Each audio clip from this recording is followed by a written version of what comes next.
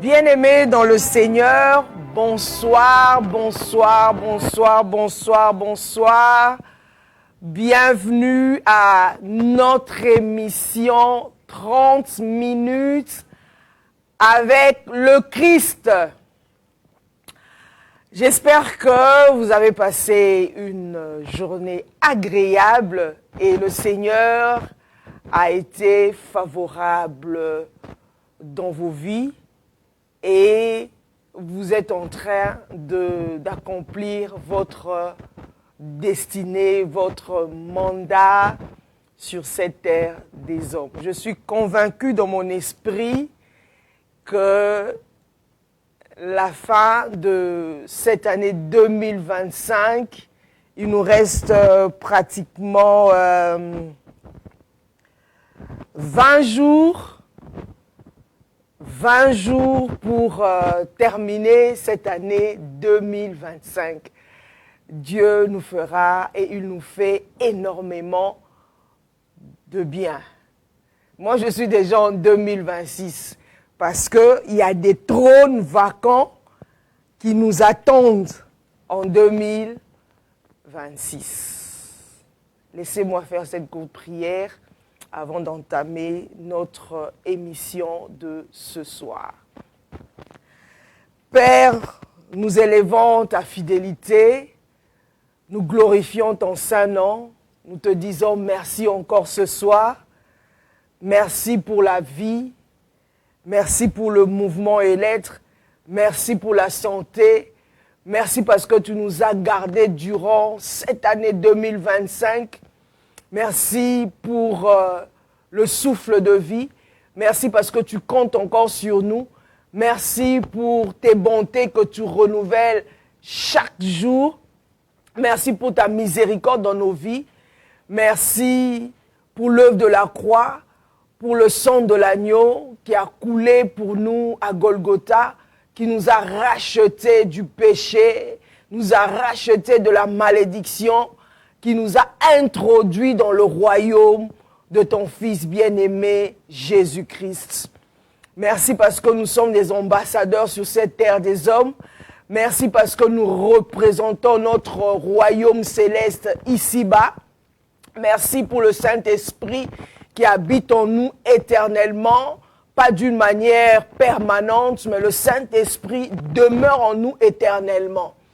Merci parce qu'il nous révèle le Père et le Fils. Merci encore pour ce soir. Saint-Esprit, glorifie Jésus ce soir pendant cette émission. Que la chair diminue, que la chair meure au nom de Jésus et que l'Esprit soit élevé ce soir. Nous bénissons encore ta fidélité. Nous bénissons ta présence en ce lieu.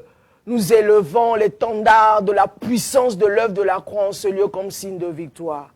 Père, merci pour le message de ce soir, que ce message apporte vie et esprit, apporte transformation, apporte, le changement total dans la vie de toute personne qui me suivra ce soir. Nous bénissons ce soir encore. J'ai ainsi prié au nom de Jésus. Nous disons Amen. Voilà, bien-aimés dans le Seigneur, nous avons entamé, n'est-ce pas, la semaine passée, un thème capital, un thème important, un thème révélateur, un thème qui nous pousse à la réflexion, qui est simplement la lumière sur l'ombre. La lumière sur l'ombre. Nous avons eu le temps de prier, de tuer, de détruire tous les rois qui gouvernent nos vies, tous les rois qui font obstacle dans nos vies, afin que nous ne voyions pas Melchisédek, comme dans le cas, n'est-ce pas, d'Abraham. Nous étions assis sur Genèse 14. J'avais fait une longue lecture, n'est-ce pas? Nous avions lu Genèse 14, notre texte de base, Genèse 14, 1 à 16. Voilà.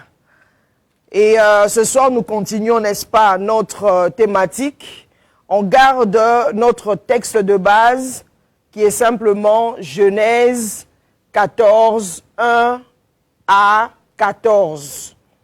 Ceux qui veulent bien ou carrément qui nous ont rejoints ce soir, vous pouvez aller sur notre page Facebook ou carrément sur YouTube, Radio, Télé, La Foi en Jésus, en sigle RTFJTV. Si vous y allez, vous trouverez, n'est-ce pas, la première partie de notre émission, de notre thème, la lumière sur l'ombre. Voilà, nous continuons. Bien-aimés dans le Seigneur, nous voici à la fin de l'année de cette année 2025. Mais ce soir, j'aimerais encore que nous entrions dans une réflexion profonde parce que certaines personnes pensent que nous sommes égaux sur cette terre des hommes. Que nous sommes quasiment égaux. Dieu a envoyé, n'est-ce pas, les esprits sur cette terre pour accomplir la vocation éternelle, la vocation éternelle, la mission divine sur cette terre des hommes. Mais j'aimerais que nous soyons d'accord sur un point qui est un principe divin, que nous ne sommes pas, nous tous, sur cette terre des hommes, égaux. Nous ne sommes pas égaux. Nous avons été créés à l'image et selon la ressemblance de Dieu. Dans l'éternité, je le dis toujours que dans l'éternité, Dieu a eu le temps, n'est-ce pas, de créer, de réfléchir sur la création. Suivez-moi très bien ce soir. Donc, c'est pour dire quoi? C'est pour dire que Dieu envoie sur cette terre des hommes des esprits pour accomplir, n'est-ce pas, la mission divine. Parce que Dieu est esprit. Dieu ne peut pas venir sur cette terre. Donc, il envoie sur cette terre des hommes, il faut avoir ce corps. Ce corps, ce vase. En nous, nous transportons des richesses. En nous, nous transportons l'Esprit de Dieu. Parce que, lors de la création, la Bible dit Dieu souffla sur l'homme et l'homme devient une âme vivante. Donc, dans chacun de nous, il y a l'Esprit, il y a le divin. Mais, tout esprit n'est pas pareil. Il y a ceux qui ont le mandat divin. Ceux qui portent, je dirais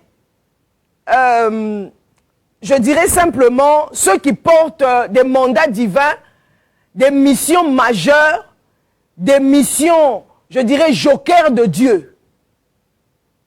Et ceux qui sont là pour accompagner ceux qui portent des mandats divins. Je donne un exemple. On prend l'exemple des enfants de Jacob. Et Jacob, son nom a changé en Israël. Jacob a eu 12 enfants. Parmi les 12 enfants, il y avait un enfant qui était, n'est-ce pas, je dirais, la corde des patriarches, qui est Joseph. C'est lui qui était la corde des patriarches. Abraham a eu la mission, c'est lui qui était le porteur, le mandat. Dieu a dit à Abraham que dans ses reins sortiront des rois. C'est par Abraham que la nation de Dieu sera créée, sera manifestée sur la terre. C'est à partir d'Abraham. Abraham a eu Isaac, mais Abraham n'a pas vu cette nation. Et il y a eu toute une succession. Il y a eu Isaac Et Isaac a fait les jumeaux. Donc, Ésaü et Isaac a fait les jumeaux Ésaü et Jacob, qui est devenu, n'est-ce pas, Israël. Donc, le poids, celui qui transportait le poids de cette succession, le poids de la promesse d'Abraham, c'était Jacob, ce n'était pas Ésaü. C'est pour ça que je dis que Dieu envoie des esprits sur la terre, mais nous ne sommes pas tous pareils. Chacun de nous, dans chacun de nous, il y a le plan divin, le souffle, le pneuma. Dieu a mis le souffle, c'est-à-dire Dieu a mis son plan en nous. Dieu a mis des trésors en nous. Chacun a le poids de sa mission, a le poids du plan divin, a le poids des trésors de Dieu. On n'est pas pareil. Jacob n'était pas pareil, n'était pas égal à Ésaü. Non. Abraham n'était pas égal, par exemple, à Lot. On va aller tout doucement. Pour dire que chacun de nous sur cette terre, quand les gens disent « Mais nous tous, nous sommes des chrétiens, nous croyons en Dieu. » Oui, nous croyons en Dieu, nous sommes dans le royaume, mais nous tous n'avons pas le même poids spirituel, n'avons pas le même mandat spirituel, n'avons pas la même mission spirituelle, bien que nous formions, n'est-ce pas, le corps du Christ. Il y a une certaine complémentarité, oui, mais on n'a pas tous le même poids divin. Donc, je reviens à mes propos en disant, prenons le cas des enfants de Jacob. Jacob a eu 12 enfants, mais celui qui était la corde des patriarches, c'était Joseph. C'est Joseph qui a porté, le poids de sa famille, qui a introduit la délivrance de sa famille. Bien que celui qui avait le sceptre, le mandat, l'autorité, le lion de la tribu de Juda, c'est par Juda que Jésus, n'est-ce pas, le lion de la tribu de Juda, c'est par Juda que Jésus est venu. Mais la corde de patriarche, c'était Joseph. Donc, c'est pour dire que tous les enfants, eux tous, ils forment, n'est-ce pas, l'héritage de Jacob, la descendance ou l'héritage, je dirais, de Jacob, des patriarches, de Joseph, d'Isaac, mais l'enfant qui a porté le poids de la promesse de Dieu, c'était Joseph. Judas, lui, c'est la royauté. Mais celui qui a fait qu'il y ait matérialisation, manifestation, c'était Joseph. Donc tous les enfants, toute personne qui vient sur cette terre des hommes, je réitère encore, toutes les personnes n'ont pas le même poids divin. Nous ne sommes pas pareils. Il y a une complémentarité, nous sommes dans le royaume, mais nous tous ne sommes pas pareils. Chacun a sa mission. Il y a ceux qui ont des missions majeures, qui ont des mandats majeurs, des mandats supérieurs, qui ont des alliances avec Dieu, des promesses avec Dieu, et à ceux qui, pour arriver à atteindre leur destinée, doivent s'aligner sur d'autres personnes pour arriver, n'est-ce pas, à la matérialisation ou à la manifestation de leur mandat sur cette terre des hommes. Sur ce, nous continuons, n'est-ce pas, notre enseignement sur le thème « La lumière sur l'ombre ». Je parlerai ce soir d'un principe divin, c'est-à-dire le principe de la couverture spirituelle ou le principe de la protection spirituelle et, disons, le principe de la protection spirituelle ou le principe de la communion. Bien-aimés dans le Seigneur, la semaine passée, j'étais entré vraiment en profondeur en parlant, n'est-ce pas, d'Abraham, le père Abraham, le père de la foi, n'est-ce pas, avait l'alliance avec Dieu. Il a eu la promesse de Dieu. Lorsque vous lisez Genèse 12, il a eu la promesse de Dieu et il avait eu le mandat de Dieu Dieu dit à Abraham de quitter Ur, de quitter Chaldée, de quitter sa patrie, d'aller là où il devait partir, à Canaan, la terre promise. Dieu avait parlé à Abraham. Et Abraham quitte Ur, Chaldée ou Chaldée, il quitte avec son neveu Lot et son épouse Sarah. La personne qui avait le mandat, la personne qui avait la promesse, la personne qui avait la lignée, la personne qui avait de lui sortira la promesse messianique, c'est Abraham. Ce n'était pas Lot. Lorsque vous faites les études d'Abraham, vous verrez que lorsqu'ils ont quitté Chaldée, Lot n'avait pratiquement rien. Lot n'était pas riche. Lot n'avait pas de troupeaux comme il se doit. Lot n'avait pas des serviteurs, des ouvriers comme il se doit.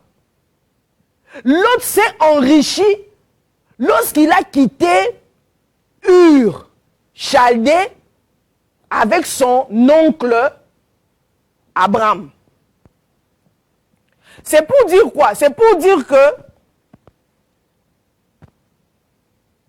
c'est-à-dire c'est à cause de la bénédiction d'Abraham, c'est à cause de la couverture d'Abraham que Lot, n'est-ce pas, a été béni. Lot n'a pas été béni de son propre gré comme ça, non. C'était à cause de la bénédiction d'Abraham. C'était à cause de la parole que Dieu avait relâchée sur Abraham. Tant que Lot était aux côtés d'Abraham, sous la couverture d'Abraham, Lot prospérait. Lot évoluait. Lot s'enrichissait. Lot avait la richesse, vivait dans l'abondance. Mais le fondement, le soubassement de la bénédiction de Lot, c'était la couverture spirituelle d'Abraham. Bien-aimé dans le Seigneur, dans la vie, il faut faire très attention. Il faut vivre, comme Papa Letta le dit toujours, il faut vivre sagement. Dans la vie, il faut avoir l'esprit de discernement.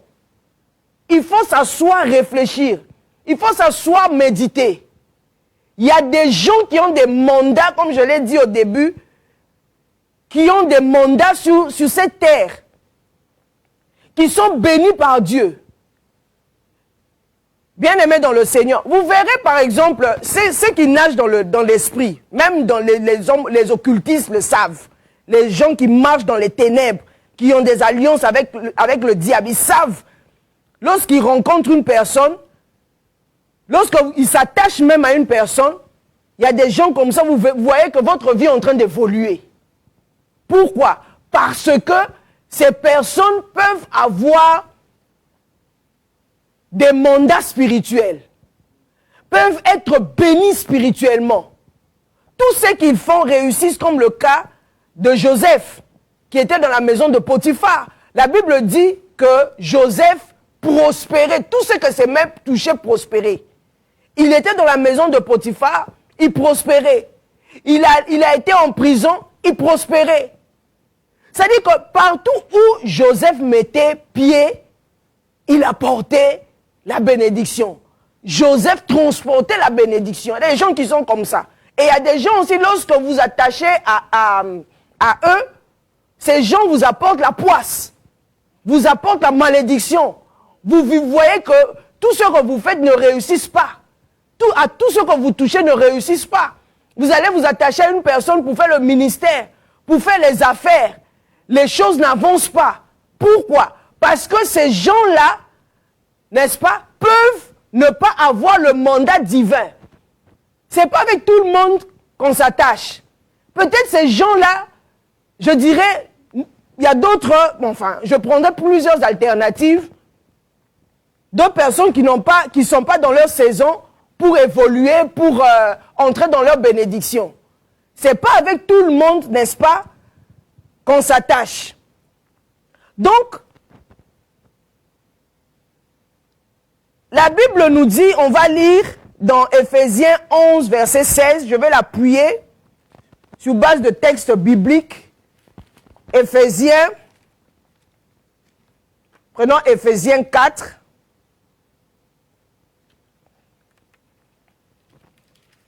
Éphésiens 11 à 16. Éphésiens 4, 11 à 16. La Bible dit ceci. Et il a donné les uns comme apôtres, les autres comme prophètes, les autres comme évangélistes, les autres comme pasteurs et docteurs, pour le perfectionnement des saints en vue de l'œuvre du ministère et de l'édification du corps de Christ. 13. Jusqu'à ce que nous soyons tous parvenus à l'unité de la foi et de la connaissance du Fils de Dieu, à l'état d'homme parfait, ou à l'état d'homme fait, pardon, à la mesure de la stature parfaite de Christ.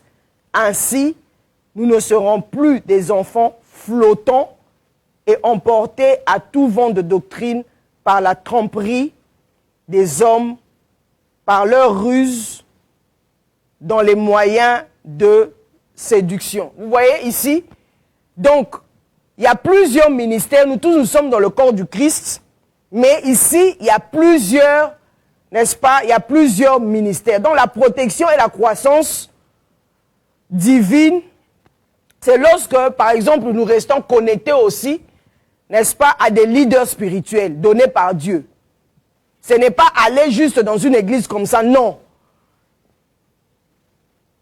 Il faut partir dans une église, être connecté même à un serviteur de Dieu selon ce que Dieu vous a dit. Selon ce que Dieu, je réitère encore, selon ce que Dieu vous a dit. Qu'est-ce que Dieu vous a dit? Vous ne rêvez pas le matin comme ça pour aller dans une église. Parce que votre âme est tellement précieuse. Jésus est mort pour vous à la croix. Jésus est mort pour nous à la croix. Donc, on ne s'attache pas à un serviteur de Dieu comme ça, facilement. Vous allez dans une église où vous attachez à un serviteur de Dieu par plaisir. Non, on s'attache à un serviteur de Dieu, on marche avec un serviteur de Dieu, n'est-ce pas? Comme, je dirais, comme principe de la protection spirituelle, sous les directives divines. Qu'est-ce que Dieu t'a dit? Est-ce que Dieu t'a dit d'aller dans une église X ou Y? Est-ce que c'est votre pasteur qui peut vous aider, n'est-ce pas, à évoluer spirituellement, à grandir? On vient de le lire ici. Pour que nous grandissions, nous atteignions la stature parfaite. Qu'on ne reste pas là juste en train de flotter. Parce qu'il y a certaines personnes qui sont dans des églises, qui ont fait 20 ans, 30 ans dans une église sans aucune évolution. Dieu ne peut pas vous envoyer à un endroit et vous n'évoluez pas. Vous n'avancez pas. C'est comme un bébé qui est né. Et puis le bébé a 10 ans, mais le bébé est en train de faire toujours 4 pattes. Dans le règne de l'esprit, dans une église, un serviteur de Dieu, un leader spirituel, un enseignant, doit vous aider, n'est-ce pas, à grandir spirituellement. Vous ne pouvez pas rester là juste parce que je prie, je donne mes dîmes, je donne mes offrandes. Oui, c'est bien. L'église, le temple est payé. Les offrandes sont données. Mais votre évolution spirituelle, votre croissance spirituelle, votre protection divine, votre protection spirituelle, votre couverture spirituelle, ça sert à quoi? Quel est le rôle de votre pasteur? Bien-aimé dans le Seigneur. C'est-à-dire quand vous êtes dans une église, c'est sous mandat divin. C'est sous recommandation divine. Vous êtes dans une église, ce n'est pas pour faire plaisir à un homme. Nous sommes arrivés à la fin de l'année, c'est à vous de faire le bilan de votre croissance spirituelle. Vous en êtes où exactement? Est-ce que vous êtes en train d'évoluer spirituellement? Qu'est-ce que Dieu vous a dit durant cette année 2025? Nous allons entrer en 2026. Quelle est ta croissance spirituelle? Quel genre de rêve tu fais? Qu'est-ce que tu vois dans le règne de l'esprit? Quelle est ta vocation spirituelle? Lorsque tu lis, par exemple, la Bible, tu arrives à comprendre, à méditer, à discerner. Est-ce que tu es en train de grandir? Là où tu es dans cette église, l'église, normalement, en grec, église signifie ecclésia. Église signifie ecclésia. L'église est là pour résoudre les problèmes sociétaux, pour résoudre les problèmes spirituels, pour que vous puissiez grandir spirituellement, faire face aux réalités spirituelles tout comme aux réalités sociétales. Affronter les situations de la vie.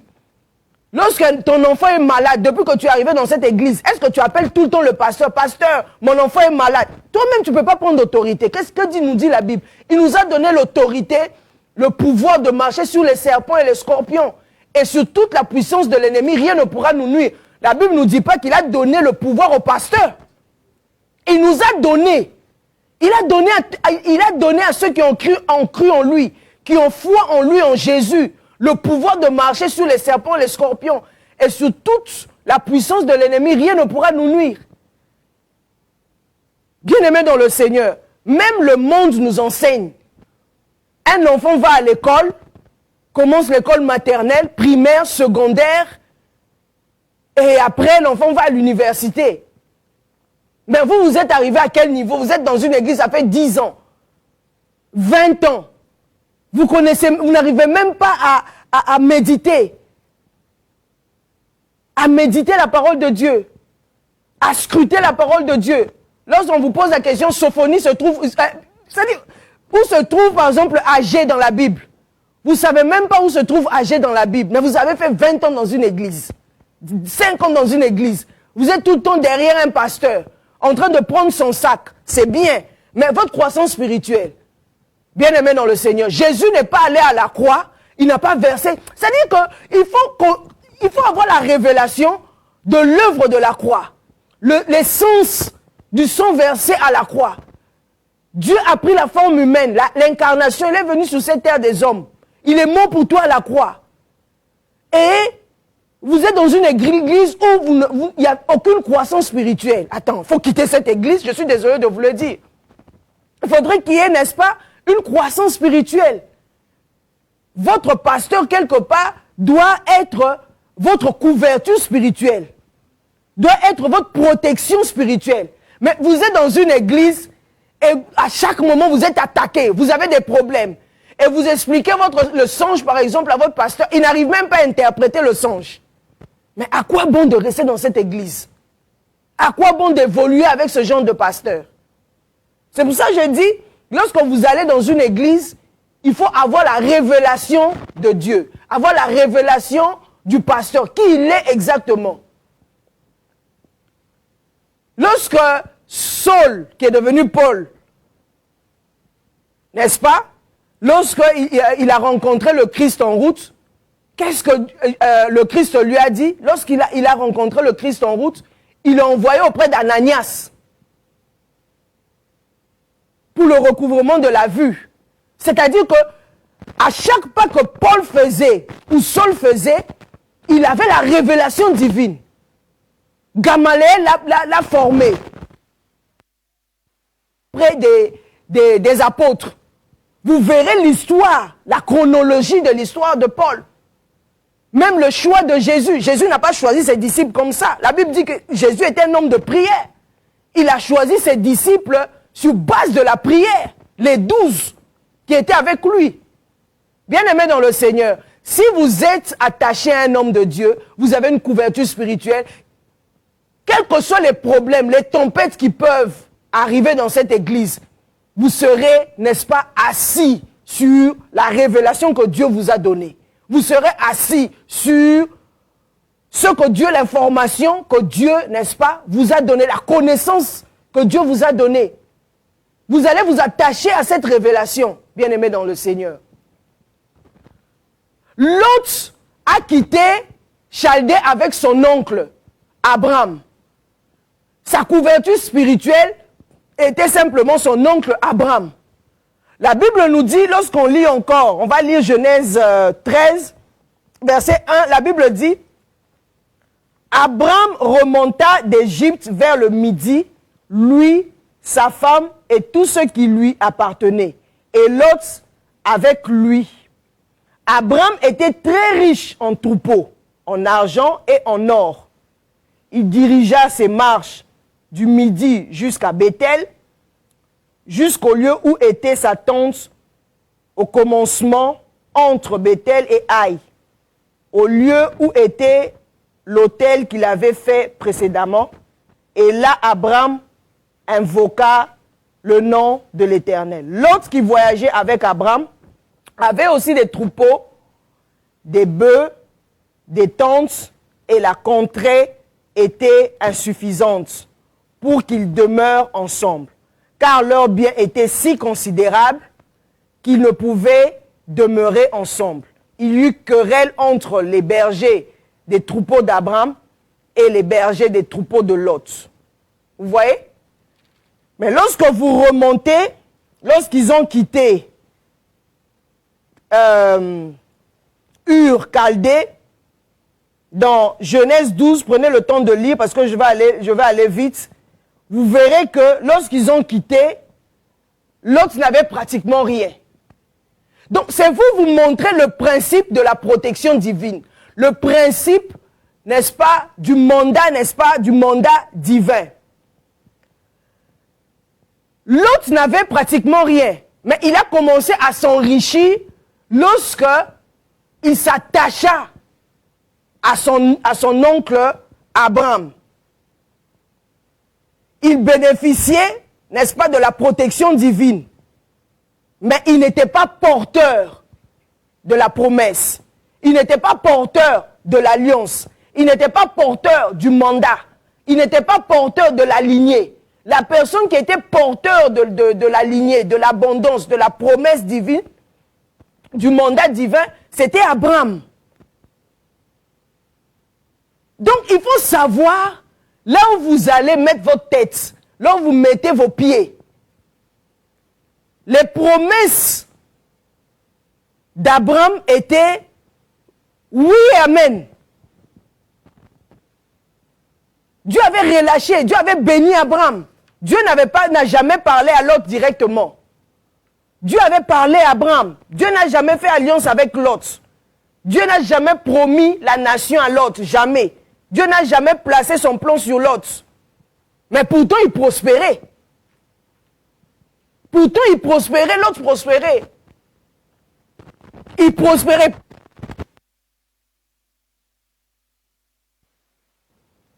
Parce que Abraham avait une alliance, n'est-ce pas, avec Dieu. La bénédiction de Lot était résiduelle. La bénédiction de Lot, c'était restant. Lot était dans l'abondance à cause d'Abraham.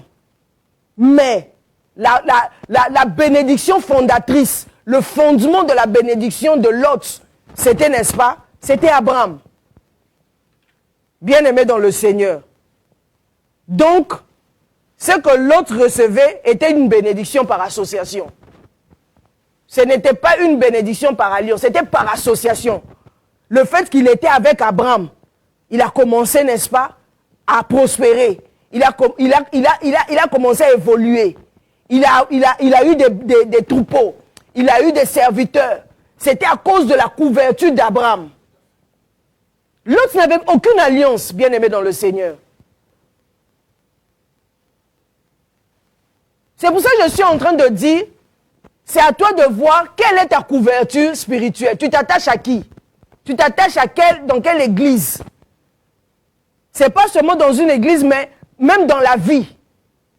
Tu t'attaches à qui? Il y a des gens qui ont des mandats jokers, des mandats poignants. Et c'est-à-dire que certaines personnes, leur destinée ne peut s'accomplir que si elles s'attachent, comme le cas de Lot à Abraham, si elles s'attachent aux personnes liées à leur destinée. Liées à leur destinée, bien-aimés dans le Seigneur. Si ce n'est pas le cas, ça ne sert à rien sur cette terre des hommes d'être orgueilleux. Ça ne sert à rien. Ça ne sert à rien d'être orgueilleux. Ça ne sert à rien.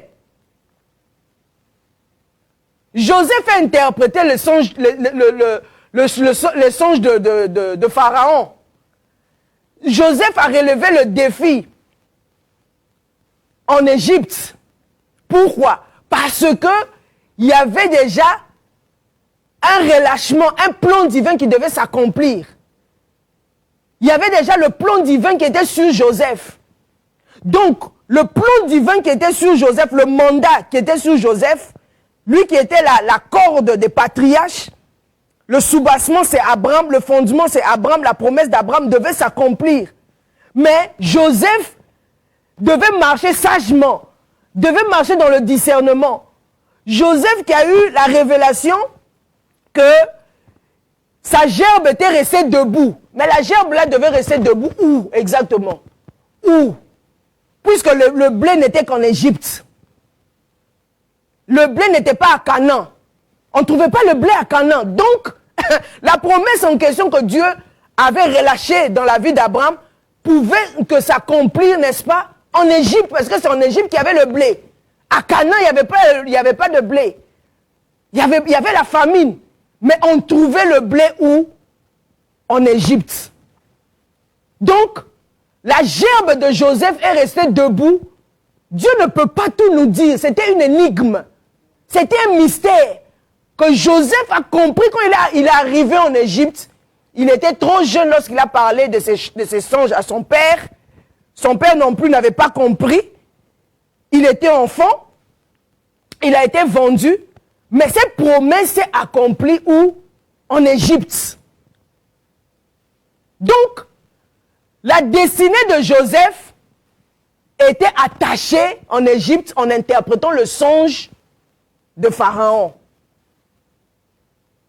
Bien-aimé dans le Seigneur, Joseph était un joker de sa famille. Joseph avait un mandat, une mission accomplie dans sa famille. Il avait eu un mandat, une mission internationale. Il avait un mandat, une destinée glorieuse.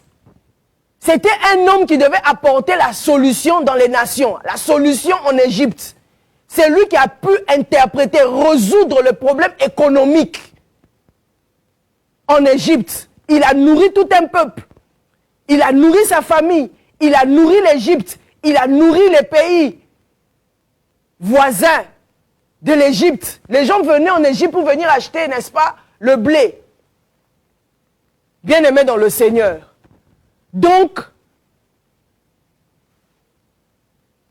qui est, n'est-ce pas, le moteur ou carrément une personne qui peut vous pousser, vous booster à atteindre votre destinée prophétique? Qui est votre couverture, n'est-ce pas, ou protection spirituelle? Vous attachez à qui? Ça ne sert à rien d'être orgueilleux sur cette terre des hommes. Non, ça ne sert à rien. Ça ne sert à rien. Pierre était nulle part dans la Bible, Simon Pierre. Il n'était nulle part, il était pêcheur. Mais Pierre n'a pas été créé pour être pêcheur de poissons. Mais il devait rencontrer le Christ. Jésus dit à Pierre, suis-moi. Il dit à Pierre de le suivre. Il le fera pêcheur des hommes. Jésus est Dieu, oui, mais Pierre devait avoir une couverture spirituelle. Il devait aller à la source. Il devait s'attacher à Jésus pour que ce que Dieu avait prévu pour lui dans l'éternité puisse s'accomplir. Pierre a atteint sa destinée. Et Jésus dit, lorsque je serai auprès de mon Père, vous qui avez souffert avec moi, je m'en vais auprès du Père et je m'en vais pour préparer 12 places auprès de mon Père. Bien-aimé dans le Seigneur. Donc, il faut courir avec le temps. J'ai dit la fois dernière qu'il y a des trônes vacants qui nous attendent l'année prochaine en 2026. Il faut marcher avec discernement. Il y a nos bienfaiteurs qui nous attendent en 2026. Il y a des couvertures spirituelles qui nous attendent en 2026. Il faut avoir l'esprit de discernement. Ça sera une année de vitesse. Ceux qui courent, qui pourront courir avec les chevaux. Ceux qui sont fatigués de courir avec les hommes. Mais qui auront, n'est-ce pas, la vitesse spirituelle de comprendre, d'analyser les choses, de trouver des solutions le plus vite possible. Ne pas attendre le temps, ne pas marcher selon le niveau de l'âme, mais élever le niveau de l'esprit pour comprendre ce que Dieu attend de nous, n'est-ce pas, en 2026. Parce que ici, le cas de Lot, Lot n'avait, n'est-ce pas, aucune alliance avec Dieu. La bénédiction, donc ce que Abraham recevait était une bénédiction par mandat. Abraham avait une bénédiction, sa bénédiction c'était par mandat. Il avait le mandat divin. Là, je suis en train de faire le parallèle. Abraham avait la bénédiction par mandat, la promesse de Dieu. C'est lui qui était le socle, c'est lui qui était le principal. Mais la bénédiction de l'autre, c'était par association. Il était obligé de s'attacher, de s'aligner sur la bénédiction par mandat d'Abraham. S'attacher, s'aligner sur l'alliance, s'harmoniser sur l'alliance d'Abraham pour qu'il puisse prospérer. La vie sur cette terre, bien aimée dans le Seigneur, c'est comme ça. Donc, il prospère avec Abraham. Mais il a commencé à décliner quand? Quand vous lisez l'histoire de Lot, c'est lorsque il a mis l'orgueil. Parce qu'il a vu que, voilà, j'ai des troupeaux maintenant, j'ai des serviteurs. Voilà, il se lève sans intelligence. Abraham était un homme très intelligent, très sage. Il dit à son neveu, donc c'est à toi maintenant de choisir. Parce que moi, il faut qu'on se sépare en paix. Choisis là où tu veux partir. Il faut faire très attention dans la vie. Il y a des gens comme ça, vous attachez à une personne et puis vous commencez, vous voyez que vous... Intelligence, vous pensez que vous prospérez de vous-même. Non. Même dans le foyer, dans le mariage, ça peut arriver. Une femme peut prospérer à cause de son mari. L'homme aussi, elle, c'est une aide. L'homme évolue à cause de sa femme, parce que c'est une aide. L'homme a épousé, il y a des hommes comme ça qui ont épousé des femmes sages, des femmes intelligentes, des femmes fructueuses, des femmes qui peuvent multiplier. Les femmes qui n'ont pas la soustraction dans leur vie, qui n'ont pas la division dans leur vie, mais ce sont des femmes, des êtres semblables. Des êtres compatibles à la destinée de leur époux. Il y a des hommes, quand ils rencontrent une femme, vous voyez que l'homme évolue à un niveau extraordinaire. Pourquoi? Parce qu'ils ont rencontré leurs épouses, les épouses de leur destinée. Bien-aimés dans le Seigneur. Donc,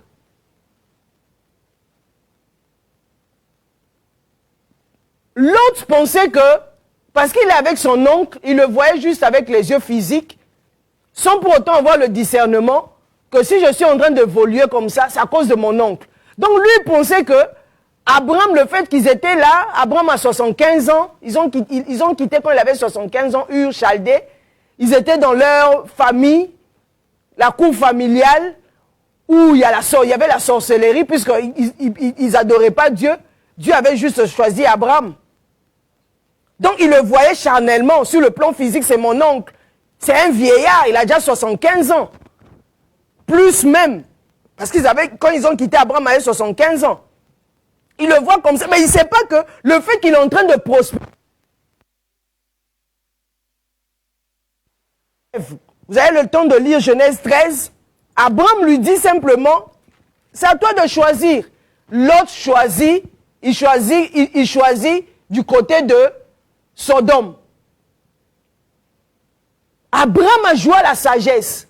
Abraham resta là où Dieu voulait qu'il reste. Abraham n'a pas choisi l'endroit où les yeux frappent, le m'as-tu vu, le matériel, là où il y a la lumière, là où il y a le bling-bling.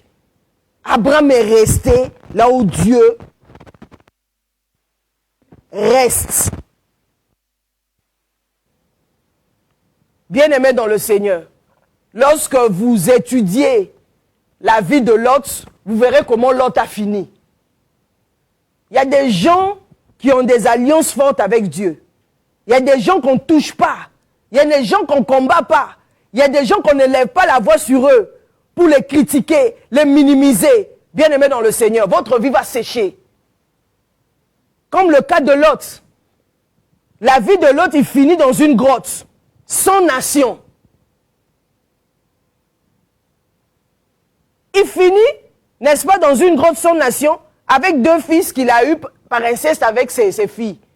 Donc, ses filles ont fait, donc, 2 fils nés du compromis, Moab et Amnon, qui deviennent des ennemis plus tard d'Israël. Sa femme, vous savez comment sa femme est morte. Sa femme est devenue du sel. L'autre est sorti. L'autre a quitté. Mais il a fini où dans une... C'est-à-dire, il a mal fini sa vie. Il n'a même pas laissé une nation, Lot. Or, s'il prospérait, c'était, n'est-ce pas, à cause d'Abraham. Ce n'était pas à cause de lui. Lot n'a jamais été transformé. Il n'a jamais été formé. Il n'avait pas d'appel. Il n'a pas été établi. Il n'avait aucune position spirituelle. C'était Abraham, n'est-ce pas, qui avait une alliance avec Dieu. Une prospérité spirituelle. Lot avait, n'est-ce pas, l'abondance. Mais Abraham avait la prospérité. Abraham avait l'alliance avec Dieu. Lot avait les biens, mais Abraham avait la promesse. Lot avait l'herbe verte, mais Abraham avait le territoire éternel. Lot avait le succès immédiat. Abraham avait la nation éternelle. Abraham avait la nation éternelle. Abraham avait la promesse messianique. De Lot, sa richesse, son abondance, rien n'est sorti de Lot. Rien, je dis bien rien n'est sorti de Lot lorsqu'il a quitté Abraham. Il a eu la richesse, il s'est enrichi, mais cette richesse, n'est-ce pas, est restée, laisse la stérilité dans la vie, n'est-ce pas, de Lot. Ça n'a rien construit.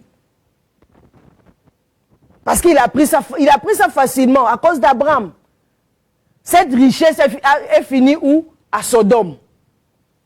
Il a tout perdu. Parce que il veut se comparer à son oncle Abraham. Bien-aimé dans le Seigneur, je veux chuter par ici.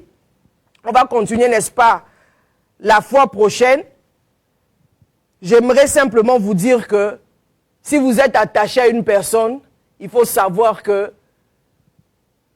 peut-être votre richesse, la protection que vous avez, c'est parce que vous êtes sous la couverture, la protection divine d'une personne. Vous êtes sous la couverture, la protection divine d'une personne qui a une alliance avec Dieu. Lot était à côté de quelqu'un qui porte l'alliance. Il était riche sans révélation. Il n'avait aucune révélation, n'est-ce pas, sur sa richesse. Ses troupeaux augmentaient. Mais il n'a reçu aucune parole. C'est Abraham qui avait reçu une parole. Vous savez quel genre de richesse? Il y a des gens qui sont des multimilliardaires. C'est ça que je dis toujours, multimilliardaires. Mais est-ce que cette richesse fait avancer le royaume? Qui sont riches sans révélation personnelle. Mais tu as cette richesse. L'argent est bourré sur ton compte. C'est sur quelle base? Donc le premier point, Lot, il était riche sans révélation personnelle. Deuxième point, il a prospéré sans mission. Abraham avait une mission. C'est pour ça que je dis que il laisse sa richesse, il s'est enrichi, mais cette richesse reste stérile. Ça n'a rien produit. Il prospère sans mission. Or, Abraham était en route pour devenir un peuple. Lot, n'est-ce pas, lui n'a aucune destinée dévoilée. Il n'avait pas de destinée. Il était là, avec ses troupeaux. Il vivait du jour au jour. Et sans mission, il n'avait rien. Il était protégé par la couverture d'Abraham. Donc, troisième point. Chaque fois qu'il était en danger, Abraham doit intervenir. Donc, on a vu ça la fois dernière. Quand il était en danger, c'est Abraham qui allait combattre les rois pour sauver Lot. Mais lorsque vous étudiez l'histoire de Lot, Abraham s'est levé pour aller délivrer son neveu Lot. Mais après, il était retourné encore à Sodome et Gomorrhe. C'est là qu'il allait commettre l'inceste avec ses filles. Après avoir, n'est-ce pas, fait l'inceste, il a eu Amnon, ses 2 enfants, Amnon et Moab. Bien-aimé dans le Seigneur, il a reçu le flux de la bénédiction d'Abraham comme quelqu'un qui se tient sous un arbre plein de fruits. Mais il ne possède pas l'arbre. C'est Abraham qui était l'arbre. C'est Abraham qui avait l'alliance. C'est Abraham qui avait la promesse. C'est Abraham qui avait l'alliance avec Dieu. C'est Abraham, de ses reins sortiront des rois. C'est Abraham qui avait la promesse messianique. Ce n'était pas Lot. Bien-aimé dans le Seigneur. Donc, c'est pour dire que l'année prochaine, 2026, soyez sages. Sachez avec qui s'attacher. Quelle est votre couverture spirituelle? Si vous avez des richesses, mais est-ce que votre richesse a une révélation, a un soubassement? Vous êtes peut-être dans une église pour créer des entreprises, créer des sociétés. Nos pays souffrent au Congo. L'église doit se lever. L'église doit changer sa manière, par exemple, de prêcher l'évangile. Il y a des richesses, il y a des minerais, il y a plein de choses. Mais il y a quel genre de message, le christianisme qui est prêché, par exemple, dans nos nations? L'église ecclésia est là pour résoudre les problèmes spirituels, les problèmes sociétaux. Mais nous avons quel genre d'église? Bien-aimés dans le Seigneur, lèvons-nous, bâtissons des vies. Abraham était la couverture spirituelle. Mais lorsque Lot se détacha de lui, il a tout perdu. Lot n'a jamais eu une nation. Vous verrez que Moab et Amnon ont combattu Israël. Mais il y a une seule personne, Ruth, qui était un individu. De Lot n'est pas sorti une nation. Mais il y a eu juste des individus. Parce qu'il n'avait pas ce mandat-là. Mais lorsque Christ est venu, n'est-ce pas, par Ruth, une personne, Ruth, pourquoi? Parce qu'elle a fait alliance avec Naomi pour entrer dans la lignée messianique. Lorsque vous lisez la généalogie de Jésus, Lot n'a rien laissé. Que Dieu vous bénisse ce soir. Laissez-moi faire cette prière. Nous allons continuer la fois prochaine, marchant avec sagesse, avec discernement. Laissez-moi faire cette prière. Père, au nom de Jésus, nous te rendons grâce, nous te disons merci pour ce soir. Nous élevons ton saint nom, nous te disons merci. Merci, Papa. Merci pour l'enseignement de ce soir. Merci parce que tu nous as ouvert les yeux. Merci parce que tu nous as encore révélé le principe de la protection spirituelle, la protection divine, la protection, la couverture spirituelle, le principe de la communion au Père. Nous sommes venus sur cette terre des hommes, nous sommes des esprits, mais nous ne sommes pas tous pareils. Chacun a sa grâce. Il y a ceux qui ont des mandats, il y a ceux qui peuvent être des couvertures spirituelles des autres. Donne-nous cette humilité de comprendre, donne-nous cette sagesse de comprendre, oh Dieu. Père, merci, parce que dans le cas de Lot, oh Dieu, sa bénédiction, Seigneur, était résiduelle. Sa bénédiction était restante. Sa bénédiction était reçue par proximité, par mandat. C'était la bénédiction d'Abraham qui était la fondation. Ô Père, que nous puissions mourir avec le Christ, afin que nous atteignions notre destinée, notre mission, notre vocation éternelle sur cette terre des hommes. Que l'humilité, Seigneur, nous embrase. Que l'humilité, Seigneur, soit notre respiration. Que l'humilité, Seigneur, porte, Seigneur Dieu Tout-Puissant, notre âme, notre esprit, notre être tout entier. Nous embrasse totalement, oh Dieu, Père, afin que nous puissions reconnaître les mandats des autres. Nous puissions reconnaître ce que tu as déposé, Seigneur, les richesses que tu as déposées dans la vie, Seigneur, de nos semblables. Nous sommes le corps du Christ, nous formons le corps du Christ, mais chacun de nous a son mandat, chacun de nous a son poids spirituel. Seigneur, merci pour ce soir, que ta sagesse, Seigneur, de Tout-Puissant, habite en nous et l'intelligence, afin que cette fin d'année, Seigneur, oh Dieu Tout-Puissant, soit une année de gloire, soit une fin de gloire, et que 2026 soit portée, Seigneur, par la sagesse, l'intelligence, car c'est une année que tu m'as dit, ce sera une année de la vitesse. Seigneur, merci pour ce soir, bénis ce soir, nous te rendons grâce au nom puissant de Jésus. Amen. Soyez richement bénis, que Dieu vous protège, que Dieu vous garde. Paix et grâce chez vous. Shalom. Nous nous retrouvons la semaine prochaine. Bye bye.